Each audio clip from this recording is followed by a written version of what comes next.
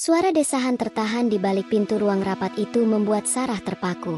Dari celah yang sedikit terbuka, ia melihat atasannya sedang bermesraan dengan selingkuhannya tepat di atas meja yang baru saja ia lap bersih. Namun ketika skandal itu meledak dan pria itu kehilangan segalanya, justru Sarahlah satu-satunya orang yang tidak berpaling.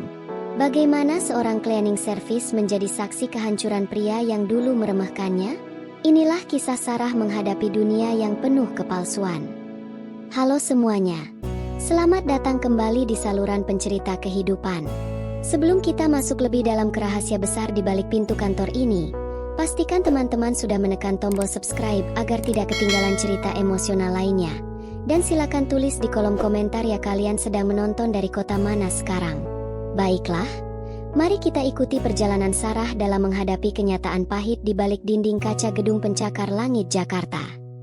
Lampu neon di langit-langit kantor lantai 30 itu berkedip dua kali sebelum akhirnya memancarkan cahaya putih dingin yang menusuk mata.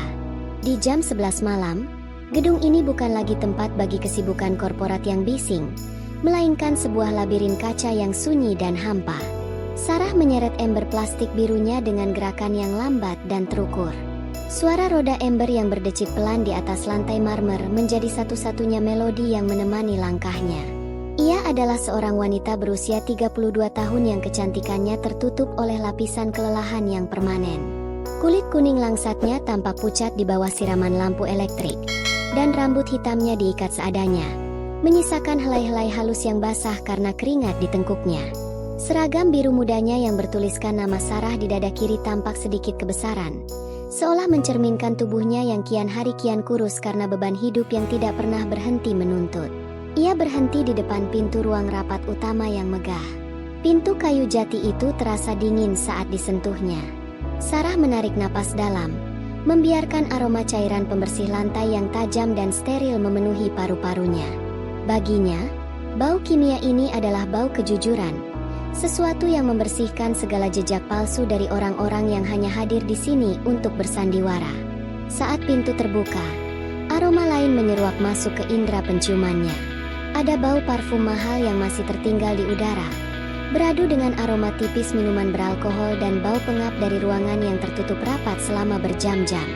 Sarah menyalakan lampu tambahan, mengungkap kekacauan kecil yang ditinggalkan oleh penghuninya sebelum ini. Ia mulai bekerja dengan rutinitas yang sudah mendarah daging. Tangannya yang kasar karena deterjen mengambil sebuah gelas kristal dari atas meja panjang. Di pinggir gelas itu, ada noda lipstik merah tua yang berantakan. Sarah menatap noda itu cukup lama. Ia membayangkan seorang wanita yang duduk di sana, tertawa dengan nada yang dipaksakan, sementara seorang pria dengan kemeja putih mahal duduk di hadapannya dengan niat yang tidak pernah tulus. Di sudut ruangan, ia menemukan selembar tisu yang tertinggal dan jatuh di lantai. Sarah membungkuk, memungutnya dengan ujung jari. Ia tahu betul apa yang terjadi di ruangan ini beberapa jam yang lalu. Ruang rapat ini bukan hanya tempat untuk kontrak bisnis, tapi juga tempat persembunyian bagi mereka yang ingin menukar kesetiaan dengan kesenangan singkat. Tiba-tiba, sebuah rasa sesak menghimpit dadanya. Sarah duduk di salah satu kursi kulit yang empuk, sesuatu yang biasanya tidak berani ia lakukan. Ia menatap pantulan dirinya di dinding kaca yang gelap. Di luar sana, lampu-lampu Jakarta bertebaran seperti butiran permata yang jatuh di atas kain bludru hitam. Namun Sarah merasa sangat jauh dari semua kemewahan itu. Ia teringat akan rumah kecilnya yang atapnya bocor, tentang tagihan sekolah anaknya yang belum terbayar, dan tentang rasa sepi yang selalu memeluknya sejak suaminya pergi 3 tahun yang lalu. Air mata mulai menggenang di pelupuk matanya yang sayu. Tanpa suara, satu tetes air mata jatuh menyusuri pipinya, mendarat tepat di atas meja kayu yang baru saja ia lap bersih. Di tengah isak tangisnya yang tertahan, suara pintu yang terbuka membuat Sarah tersentak. Ia dengan cepat mengusap wajahnya dengan lengan seragamnya yang kasar, mencoba mengembalikan topeng ketegarannya. Di ambang pintu berdiri seorang pria muda dengan kemeja putih yang lengan bajunya digulung hingga ke siku. Adrian, sang manajer muda yang sering memakai ruangan ini, berdiri mematung dengan kunci mobil di tangannya. Ia datang kembali untuk mengambil barang yang tertinggal. Namun yang ia temukan adalah sesuatu yang tidak pernah ia duga. Adrian menatap Sarah, melihat mata merah dan bahu yang sedikit gemetar itu. Adrian mematung di balik dinding kaca kantornya yang bening seolah ia adalah pengamat yang sedang mempelajari spesies asing di sebuah akuarium raksasa. Biasanya pada jam 9 malam ia sudah berada di bar mewah bersama rekan bisnisnya, namun belakangan ini ada sesuatu yang menahannya di lantai 30 ini. Pria berusia 29 tahun itu mencoba fokus pada tumpukan laporan di meja mahoninya, namun matanya terus teralih pada sosok wanita berseragam biru muda yang bergerak tenang di koridor. Sarah bekerja dengan ritme yang hampir seperti sebuah tarian sunyi. Ia menyapu debu di atas meja dan mengosongkan tempat sampah dengan gerakan yang tidak pernah menimbulkan suara gaduh. Adrian menyadari bahwa ia mulai memperhatikan detail-detail kecil yang sebelumnya tidak pernah ia hiraukan. Ia melihat bagaimana Sarah selalu berhenti sejenak di depan tanaman lidah mertua yang mulai layu di sudut lobi, lalu menyiramnya dengan sedikit air dari botol minum pribadinya, seolah memberikan napas pada sesuatu yang hampir mati di tengah kedinginan mesin pendingin ruangan. Rasa bersalah yang asing mulai merayap di hati Adrian setiap kali ia mengingat bagaimana ia menggunakan ruang rapat itu untuk pertemuan rahasianya. Baginya ruangan itu hanyalah tempat transaksi, namun bagi Sarah tempat itu adalah beban kerja tambahan yang harus disucikan kembali. Suatu malam Adrian sengaja keluar dari ruangannya saat Sarah sedang beristirahat sebentar di pantry kecil. Wanita itu duduk di sebuah kursi plastik tua sambil memegang sebuah buku doa kecil bersampul plastik bening yang ujungnya sudah mulai menguning. Bibir Sarah bergerak tanpa suara sementara matanya tertutup rapat, menciptakan suasana yang begitu sakral di tengah ruangan yang penuh dengan mesin kopi dan microwave. Adrian merasa seperti seorang penyusup yang baru saja menginjakan kaki di tanah suci. Ia berdehem pelan mencoba memecahkan keheningan yang menyesakkan itu. Sarah tersentak dan segera berdiri lalu memasukkan bukunya ke dalam saku celana hitamnya dengan gerakan cepat yang penuh rasa malu. Adrian melangkah mendekat sambil merogoh saku kemeja putihnya yang mahal. Ia mengeluarkan beberapa lembar uang 100 ribuan yang masih kaku lalu mengulurkannya kepada Sarah dengan sikap yang ia anggap sebagai kebaikan. Adrian berpikir uang itu bisa meringankan beban yang ia lihat di wajah Sarah malam itu. Namun reaksi Sarah justru membuat Adrian terdiam 1000 bahasa. Wanita itu tidak menjulurkan tangannya untuk menerima uang tersebut, melainkan menatap Adrian dengan tatapan yang sangat tenang namun tajam. Suara Sarah terdengar sangat rendah namun bergetar dengan martabat yang luar biasa saat ia berkata bahwa ia dibayar oleh perusahaan untuk membersihkan lantai dan meja, bukan untuk diam atau menerima uang tambahan atas apa yang ia saksikan. Ia menegaskan bahwa kotoran di lantai bisa hilang dengan sabun, namun ada jenis kotoran lain yang tidak akan pernah bisa dibersihkan dengan uang sebanyak apapun. Penolakan itu menghantam ego Adrian dengan keras, namun di saat yang sama menumbuhkan kekaguman yang mendalam. Setiap kali mereka berpapasan di koridor, ada sebuah tarikan emosional yang tidak bisa dijelaskan. Adrian ingin bicara lebih banyak, namun ia tidak tahu bagaimana caranya mendekati seseorang yang memiliki kejujuran sedalam itu. Ketegangan di kantor semakin memuncak saat beberapa orang dari divisi audit mulai memeriksa ruang kerja Adrian di siang hari yang terik. Adrian menyadari bahwa dunianya yang selama ini dibangun di atas fondasi yang rapuh akan segera runtuh, dan ia tidak memiliki siapapun untuk bersandar kecuali bayangan seorang wanita yang selalu hadir untuk membersihkan sisa-sisa kekacauan yang ia tinggalkan. Badai itu datang bukan dengan petir yang menggelegar, melainkan dengan suara langkah kaki sepatu pantofel yang tegas dan dingin di atas lantai marmer. Di siang hari yang terik itu, sebuah tim audit bersama beberapa petugas keamanan masuk ruangan Adrian dengan membawa map hitam tebal dan raut wajah tanpa ekspresi sedikit pun. Seluruh karyawan di lantai 30 mendadak diam membisu seolah ada sebuah garis tak terlihat yang memisahkan mereka dari nasib buruk pria itu. Mata mereka menatap tajam ke arah pintu kaca ruangan sang manajer muda yang selama ini dianggap sebagai bintang korporat. Rahasia yang selama ini disimpan Adrian di balik kemeja putihnya yang mahal kini terbongkar dengan cara yang paling memalukan di depan semua orang. Dokumen perselingkuhan anggaran dan rekaman kamera pengawas di lorong-lorong gelap menjadi bukti yang tidak terbantahkan atas semua kelalaiannya. Adrian hanya bisa berdiri terpaku dengan wajah pucat pasi saat petugas keamanan memintanya untuk segera mengosongkan meja kerjanya dalam waktu 10 menit saja. Rekan kerja yang dulu selalu tertawa mendengar leluconnya kini memalingkan muka dengan serentak seolah Adrian adalah sebuah wabah mematikan yang menular.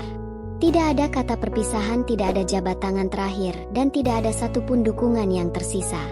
Adrian membawa sebuah kotak kardus kecil berisi beberapa barang pribadinya lalu berjalan melewati lobi dengan kepala tertunduk sangat dalam.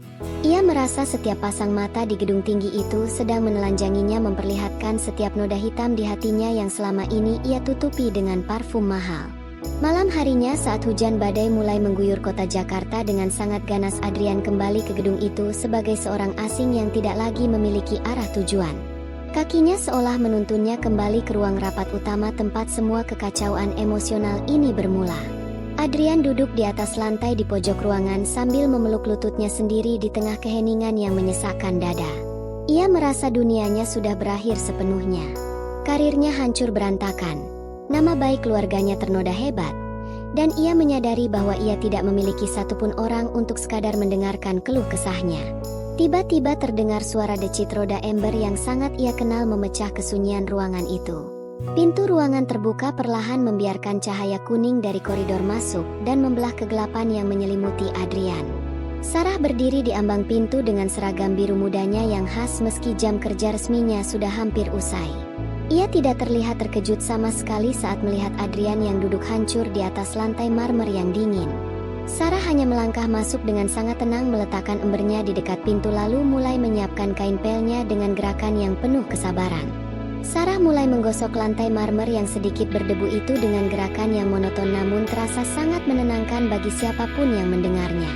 Suara gesekan kain pel di atas lantai menjadi musik latar yang pas bagi kesedihan Adrian yang sedang memuncak.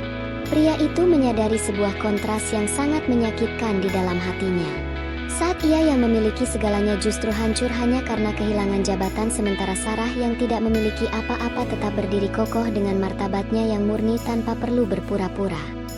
Adrian menatap bayangan Sarah yang memanjang di lantai marmer yang basah oleh sisa air pel.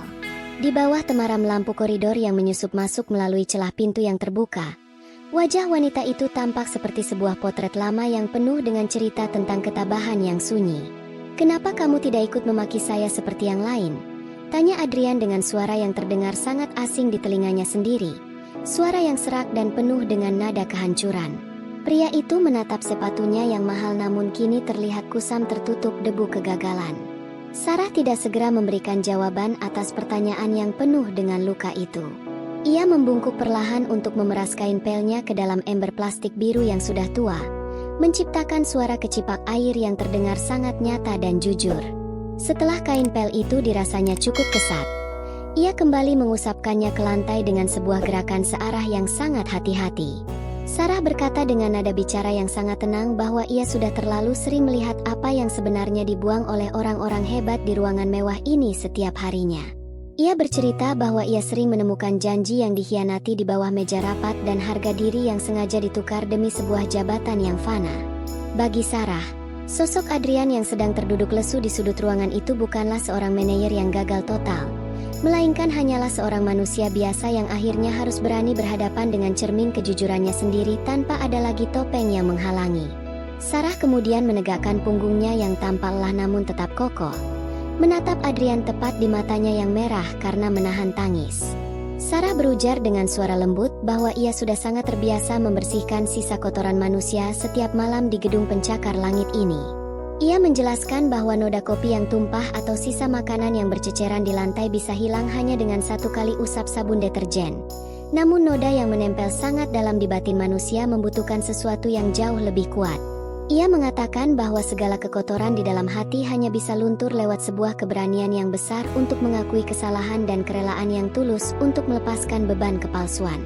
Sarah kemudian merogoh saku seragam birunya yang besar dan mengeluarkan sebuah botol air mineral plastik yang labelnya sudah terkelupas sebagian karena sering dipakai ulang. Botol itu sama sekali tidak mewah, namun saat Sarah mengulurkannya kepada Adrian dengan tangan yang kasar, botol itu terasa jauh lebih berharga daripada semua botol minuman keras mahal yang pernah Adrian beli. "Minumlah sedikit, Pak, karena Bapak terlihat sangat haus akan sebuah ketenangan di dalam jiwa," ucap Sarah dengan sebuah senyum tipis yang tulus merasuk ke dalam kalbu. Adrian menerima botol itu dengan kedua tangan yang masih sedikit gemetar. Air dingin itu membasahi tenggorokannya yang sudah sangat kering dan memberikan sedikit sisa kekuatan pada tubuhnya. Saat itu juga tangis Adrian pecah sepenuhnya tanpa bisa ia tahan lagi. Ia menangis karena ia akhirnya merasa benar-benar dilihat sebagai seorang manusia, bukan lagi sebagai sebuah objek kepentingan semata. Di dalam ruang rapat yang dingin itu, Adrian menemukan kembali martabatnya yang sempat hilang tertimbun oleh debu-debu keserakahan. Sarah merapikan seluruh peralatan kerjanya untuk terakhir kali pada malam yang panjang itu. Ia meletakkan ember plastik birunya di pojok gudang kecil yang gelap, tempat yang selama bertahun-tahun menjadi satu-satunya saksi bisu atas kelelahannya. Suara pintu loker besi yang berderit saat ditutup terdengar seperti sebuah tanda berakhirnya satu babak kehidupan yang menyesakan. Sarah melepas seragam biru mudanya dengan perlahan, menggantinya dengan sebuah kaos lengan panjang berwarna abu-abu yang sudah mulai menipis dan kain jarik sederhana yang ia lilitkan dengan rapi. Di saat yang hampir bersamaan, Adrian melangkah keluar dari pintu kaca besar gedung pencakar langit itu. Ia tidak lagi keluar dengan langkah yang terburu-buru atau sambil sibuk bicara di telepon genggamnya. Ia berjalan dengan sangat lambat, memeluk sebuah kardus berisi sisa-sisa barang pribadinya yang kini terasa jauh lebih berat. Adrian berhenti sejenak di depan pintu masuk, menatap tangga marmer yang dulu ia lalui dengan penuh kesombongan. Sekarang, ia hanyalah seorang pria tanpa jabatan yang melangkah menuju halte bus di depan gerbang utama gedung. Lampu halte yang temara memberikan suasana yang sangat tenang dan jujur. Di sana, di atas bangku besi yang dingin dan sedikit basah oleh sisa air hujan, Sarah sudah duduk menunggu dengan tas kain kecil di pangkuannya. Ketika Adrian sampai di halte itu dengan napas yang sedikit terengah, Sarah hanya bergeser sedikit untuk memberikan ruang bagi Adrian agar bisa duduk. Tidak ada lagi sekat antara seorang manajer besar dan seorang cleaning service di halte bus ini. Mereka berdua hanyalah dua orang manusia yang sedang menunggu perjalanan pulang. "Terima kasih untuk airnya tadi," ucap Adrian dengan suara yang sangat rendah, hampir berbisik di antara deru mesin kendaraan yang sesekali lewat. Sarah menoleh perlahan dan memberikan sebuah anggukan kecil yang sangat sopan. Adrian kemudian mengulurkan tangannya yang kini tidak lagi memegang kunci mobil mewah atau pulpen mahal. "Nama saya Adrian," katanya dengan nada bicara yang tulus. Sarah menyambut tangan itu dengan tangannya yang masih terasa sedikit kasar, namun genggamannya memberikan sebuah kehangatan yang belum pernah Adrian rasakan. "Nama saya Sarah," jawabnya dengan senyum tipis yang memancarkan sebuah keteguhan jiwa yang luar biasa. Perkenalan sederhana itu menjadi sebuah jembatan yang menghubungkan dua dunia yang sebelumnya saling membelakangi namun kini dipertemukan oleh sebuah kehancuran yang berbuah kejujuran. Cahaya lampu bus kota yang berwarna kuning kemerahan mulai terlihat dari kejauhan, membelah kegelapan jalanan Sudirman yang basah.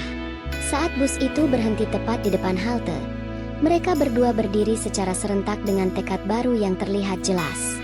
Bus perlahan mulai bergerak menjauh, meninggalkan gedung pencakar langit yang megah namun dingin itu di belakang mereka.